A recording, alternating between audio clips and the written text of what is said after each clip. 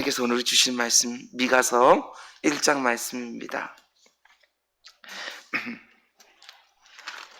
미가서 1장 2절부터 2장 마지막 절까지 말씀인데요. 우리 2절부터 7절까지만 1장 2절부터 7절까지만 우리 한 절씩 교독하겠습니다. 백성들아 너희는 다 들을지어다. 땅과 거기에 있는 모든 것들아 자세히 들을지어다. 주 여호와께서 너희에 대하여 증언하시되 곧 주께서 성전에서 그리하실 것이니라.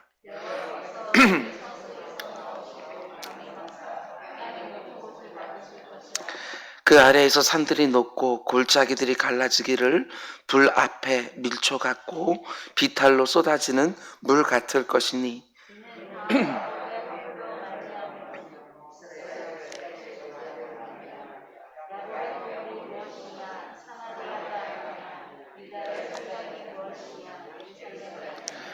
이러므로 내가 사마리아를 들의 물더기 같게 하고 포도심을 동산 같게 하며 또 그 돌을 돌짜기에 쏟아내리고 그 기초를 드러내며 그 새긴 우상들은 내가 그 목상들을 다 깨뜨리니 그가 기생의 값으로 모았은즉 그것이 기생의 값으로 돌아가리라. 아멘. 잠시 기도하겠습니다. 사랑의 주님, 새벽 기도자들과 또 하루를 함께 시작합니다. 주님, 오늘도 하나님의 은혜 가운데 속에서 하나님께서 내게 행하시는 것들을 직접 보면서 살아가는 복된 날 될 수 있도록 주님 인도하여 주옵소서.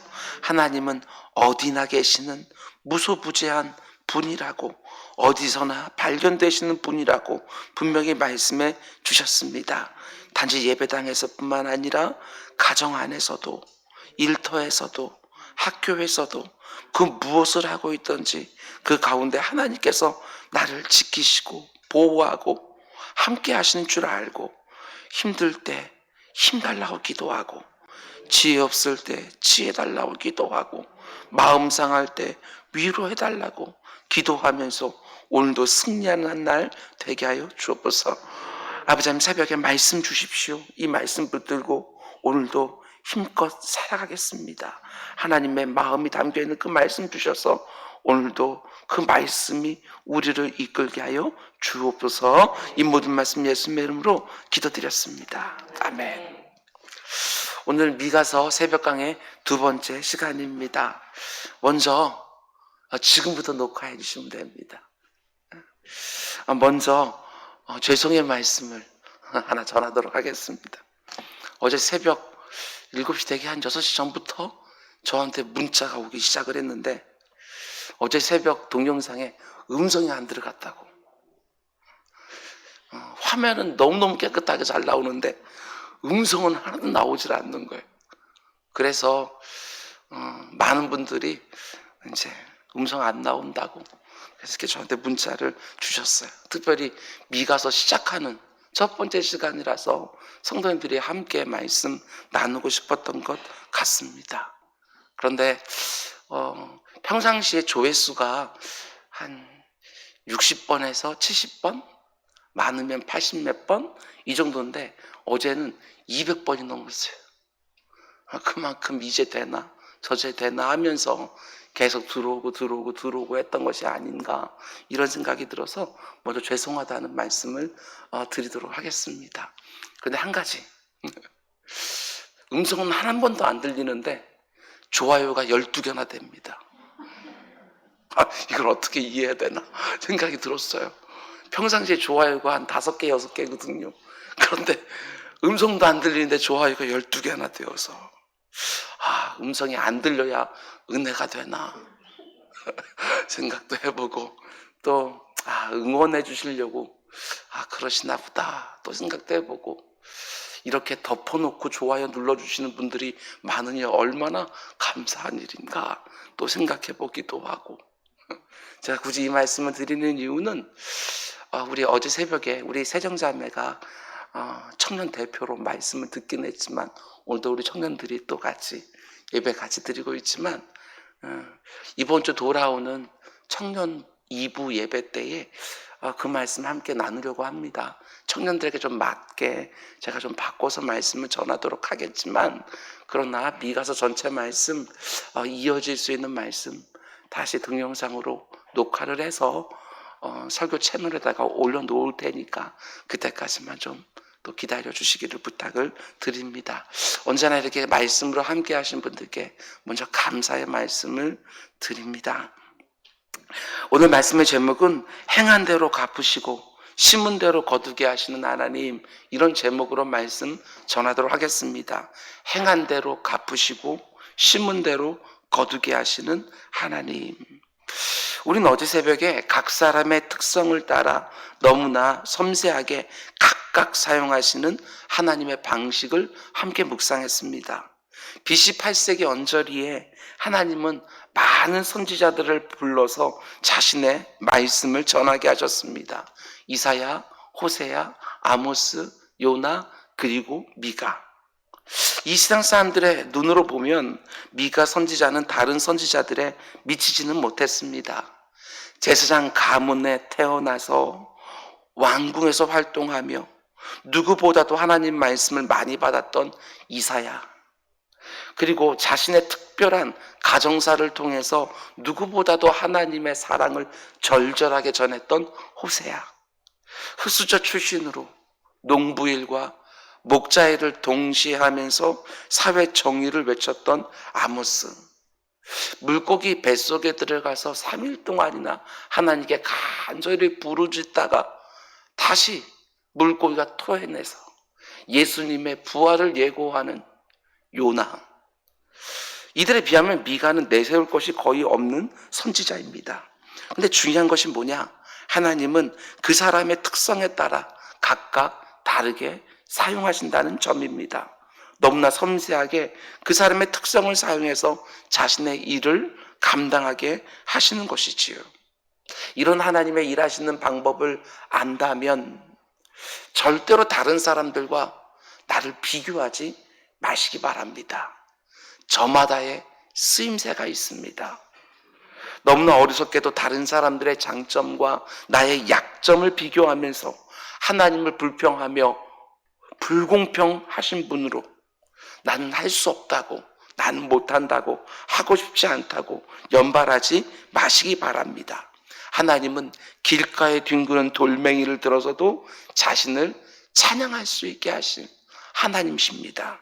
타든함은 부지깽이 같은 인생도 하나님은 요긴하게 쓰시는 분이시지요. 하나님이 어떤 일로 나를 부르시면 나에게 어떤 사모함을 갖게 하신다면 그것이 큰 일이든 작은 일이든 온 세상을 떠들썩하게 할 일이든 아니면 아무도 보지 않는 저 뒷구석 아주 작은 일이든 그 부르심만 해도 하나님의 섬세한 뜻이 있는 줄 알고 내 자신을 겸손하게 하나님의 손에 드리는 우리 모두가 될 수 있기를 주님의 이름으로 축원을 드립니다. 어제 새벽에 특별히 제가 미가 선지자 이름에 담긴 뜻에 대해서 말씀을 드렸습니다. 미가 선지자의 이름의 뜻이 뭐라고 말씀드렸습니까? 주 여호와 같은 이가 어디 있느냐? 이게 바로 미가라고 하는 이름의 뜻입니다. 질문형의 이름이지만 사실은 그 안에 대답이 들어있는 것이지요. 주님 같은 분 없습니다. 하나님 같은 분 없습니다. 라고 하는 미가의 신앙 고백이 들어가 있는 이름이 바로 미가입니다. 근데 미가 선지자가 7장에 이르는 자신의 예언을 마치면서 어떤 신앙 고백을 합니까? 하나님께 받은 말씀을 계속해서 선포하다가 맨 마지막 부분에서 이런 말을 하는 거예요. 7장 18절 말씀 보면 주와 같은 신이 어디 있으리까? 이게 바로 자기 이름이에요. 말씀을 다 선포하고 나서 맨 마지막 7장 끝나는 부분에서 주와 같은 신이 어디 있겠나이까? 자신의 이름 그대로 하나님이 어떤 분인지를 쭉 선포하고 맨 마지막에 주님 같은 분은 없습니다. 이러면서 미가서를 마치죠. 그러면 미가가 밝혀준 하나님은 어떤 분이시냐? 오늘 새벽과 내일 새벽에 그 부분을 함께 묵상을 하려고 합니다. 미가가 우리에게 밝혀주는 하나님은 어떤 분이신가? 첫 번째로 미가가 알려주는 하나님은 어떤 분이십니까? 이어지는 2절 말씀, 백성들아 너희는 다 들을지어다.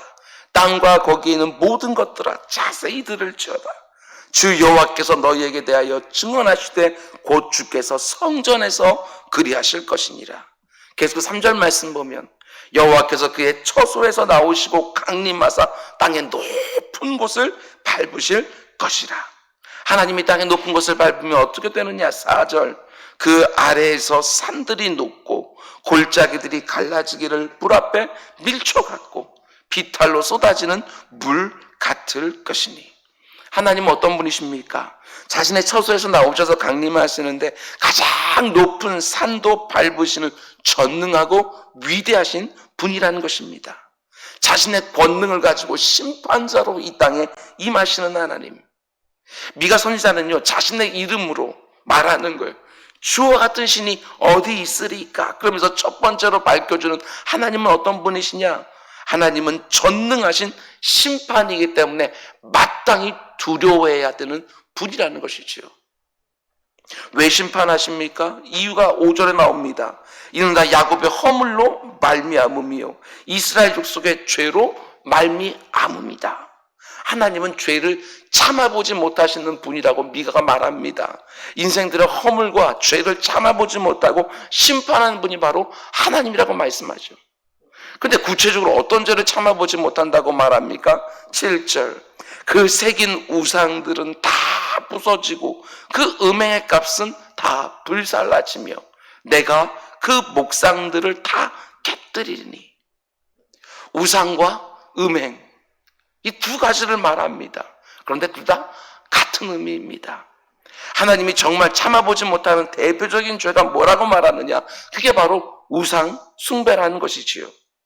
육적인 음란을 참아보지 못하는 것은 말할 것도 없고, 영적인 음란, 즉 우상 숭배를 참아보지 못하는 분이 하나님이시라고 출애굽기에 분명히 말씀합니다. 나는 질투한 하나님이라.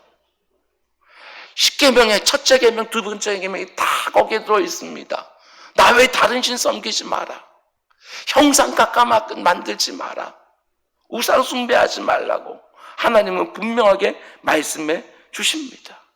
그 어떤 것보다도 하나님보다 앞에 두는 것이 우상 숭배. 하나님과 겸하여 무엇인가를 섬기는 것이 바로 영적인 음란.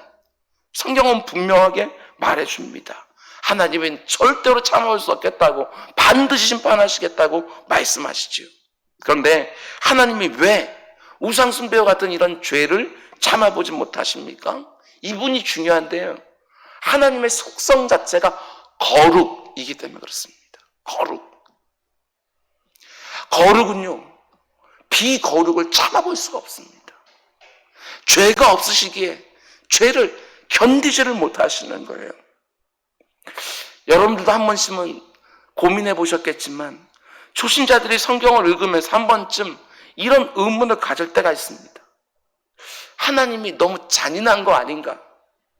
특별히 가나안 정복 전쟁을 벌일 때를 보게 되어지면 모든 민족을 다 진멸하라고 말씀하시는데 하나님이 너무하시는 것 아닌가? 그런데 그것은 아직 하나님의 속성에 대해서 잘 모르기 때문에 그렇습니다. 거룩이라는 속성은 비거룩을 불태우고 무너뜨리고 멸할 수밖에 없는 거예요. 거룩이라고 하는 속성은 비거룩을 견딜 수가 없지요. 태양이 가지고 있는 그 뜨거운 속성 때문에 가까이 가면 근처에 있는 것은 모든 것을 다 녹여버리고 다 태워버립니다. 태양이 잔인해서가 아니고 그 뜨거운 본성 때문에 모든 것을 다 태워버리는 거 아니에요?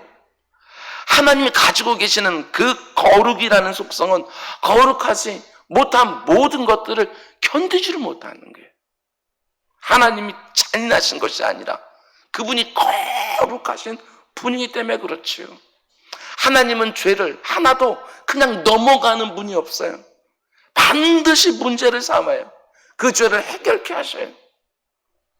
하나님께서 저와 여러분의 우리들의 모든 죄들을 그저 하늘 위에서 지금까지 지셨던 모든 죄들은 이제부터는 없는 걸로 하자 이렇게 말씀하지 않으셨어요.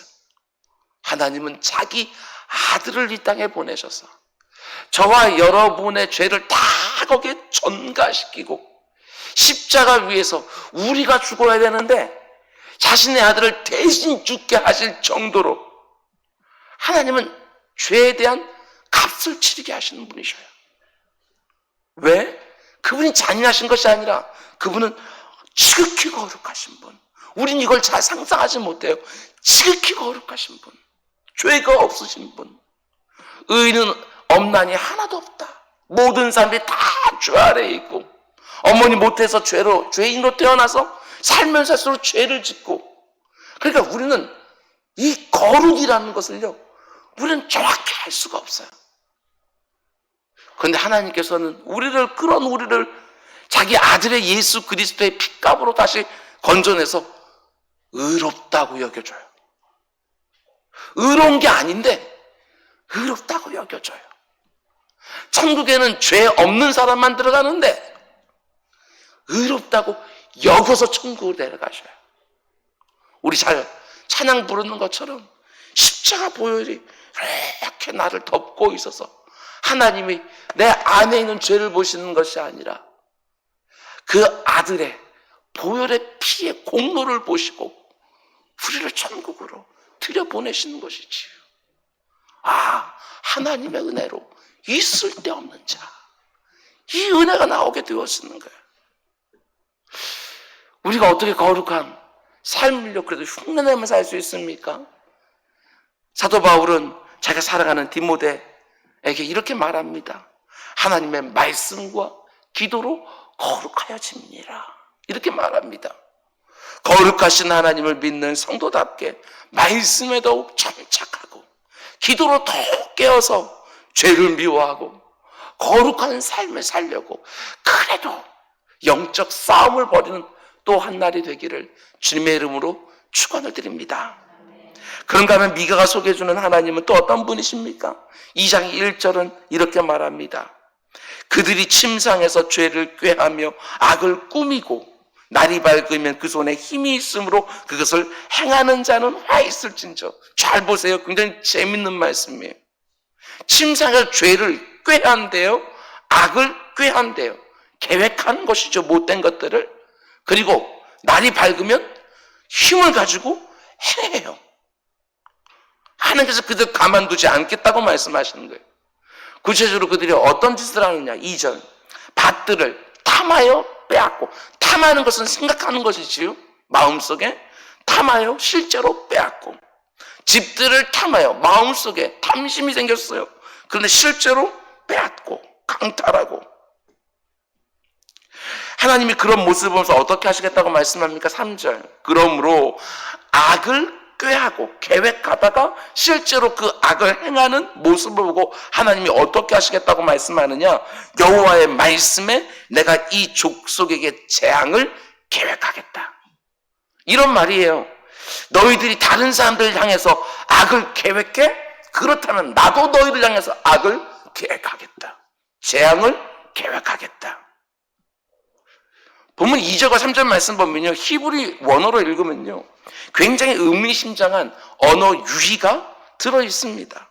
히브리어를 모르는 우리가 읽으면 큰 느낌 없지만 히브리어를 사용하는 이스라엘 백성이 들을 때는 굉장히 강한 느낌을 받는 거예요. 먼저 3절 말씀 보면 너희가 악을 계획해? 그러면 나도 너희에게 내릴 재앙을 계획하리라. 여기서 악과 재앙이 대꾸를 이루는 거예요. 히브리어로 악이라는 단어는요 라라는 단어예요. 라. 그런데 재앙이라는 단어는 라아라는 단어예요. 하나님께서 이 두 개를요 굉장히 비슷한 단어로요 사용해서 강조하는 거예요. 너희들이 지금 악을 계획해? 내가 너희들 향하여 재앙을 계획하리라. 이런 말이죠. 앞에 나오는 2절 말씀도 마찬가지. 너희들이 다른 사람들의 밭을 탐해? 내가 너희를 망하게 하리라. 탐하다와 망하다. 이 두 개가 또 대꾸를 이뤄요. 여기서 탐하다는 동사가 사대라는 단어인데 망하다라는 단어가 히브리어로 사드 이렇게 되어져요. 너희가 감히 다른 사람들 네 이웃의 밭을 사대 탐해? 그렇다고 한다면 내가 너희를 망하게 하리라. 사드하리라. 이렇게 대꾸를 이뤄놓은 거예요. 이스라엘 백성들의 이런 대꾸를 통해서 더 강조해서 말씀하시는 것이지요. 사실 앞에 나오는 1장 말씀 후반부에도요, 이런 언어 유희가 참 많이 나옵니다. 찾아볼까요? 재밌어요. 1장 10절 말씀부터 보면 이런저런 지명들의 이름이 나와요. 지명들. 1장 10절부터 보면 가드, 베들레, 아브와, 사빌, 사난, 뭐 이런 지명들. 우리는 이런 지명들을 들으면서 별 느낌이 없지만 이스라엘 백성들은요, 히브리어로 이 말을 듣기 때문에 굉장히 의문심장하게 들어요. 10절 말씀 보면 가드에 알리지 마라 이렇게 말하죠. 그런데 가드라는 이름의 뜻이 뭐냐? 알리다 라는 뜻이에요. 그러니까 알리다라는 뜻의 이름을 가진 성에는 알리지 마라. 하나님 이렇게 말씀하시는 거예요. 10절 뒷부분 보면 내가 베들레 아브라에서 티끌에 굴렀도다 이렇게 되어져 있는데, 여기서 베들레 아브라라는 지명의 이름은 티끌의 집이라는 뜻이에요. 티끌의 집에서 네가 뒹굴게 될 것이다. 또 11절 말씀 보면 사빌 주민아 너는 벗은 몸에 수치를 무릅쓰고 나갈지어다 이렇게 뻘거벗고 네가 밖에 도망가게 될 것이다 이런 건데요, 사빌이라는 지명의 뜻이 아름다운 성 이런 뜻이에요. 그러니까 이렇게 말하죠. 너희가 아름다운 성에서 수치스럽게 될 거다.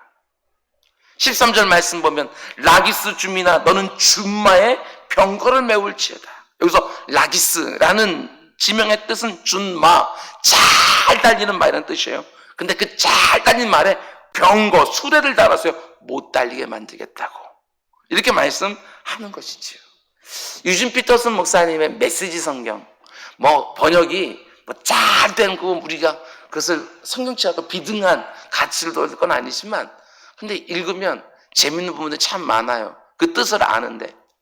메시지 성경에 보면 이 부분 이렇게 되어 있습니다. 잘 들어보세요. 떠버리 성에서는 떠들지 마라. 먼지 성에 가서는 먼지에 뒹굴어라. 경고성에 경고가 울렸다. 탈출성의 시민들은 살아나오지 못할 거다. 최후성전성아 슬피 울어라. 생존자가 없을 거다. 하나님 이런 언어 유희를 사용하셔서 분명하게 해주려고 하는 메시지가 있는 거예요. 그 메시지가 뭐냐?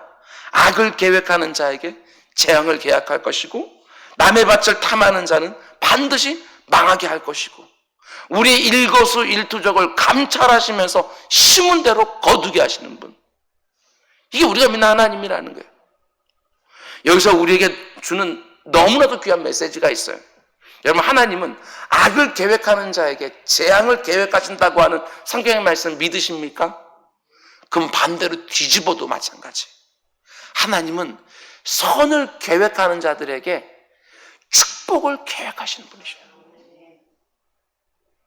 심은 대로 거두시는 분이시니까. 다윗이라는 인물, 지난주들이 청년들하고 잘 나누었는데요, 다윗이라는 인물 참 귀해요. 다윗은요 하나님의 집을 지어드리고 싶었어요. 근데 하나님이 너는 안 된다 하고 거절하지요. 다윗이 낙심할만도 한데 하나님이 다윗에게 뭐라고 말씀하시느냐, 쭉 읽어보면 다윗아 너는 내 집을 짓지 못하겠지만 나는 너의 집을 지어주리라 하나님 말씀하셔요. 그리고 다윗의 집을 영원히 지켜주셔요. 굉장히 놀랍지 않아요? 다윗이 성전을 지은 게 아니에요. 지을 계획을 했어요. 지을 마음을 품었어요. 선한 마음을. 근데 하나님은 그 마음이 너무너무 좋았던 거지. 지어라. 그럼 분명히 지었을 거거든요. 하나님도 알아요. 그 마음의 진실함을. 근데 그 마음만 보고 하나님은 그의 집을 영원토록 지켜주셔요. 참 놀라워요. 미가가 소개해준 하나님은 어떤 분이십니까? 악을 계획하는 자에게는 하나님도 재앙을 계획하지만 선을 계획하는 자에게는 하나님도 선한 것을 계획하시는 분이에요. 그 사람이 행한 대로, 그 사람이 심은 대로 거두게 하시는 분. 여러분, 하나님을 향하여 선한 계획을 세우십시오. 우리 오늘 청년들이 있지만 우리 청년들도 마음 가운데 선한 계획을 품으세요.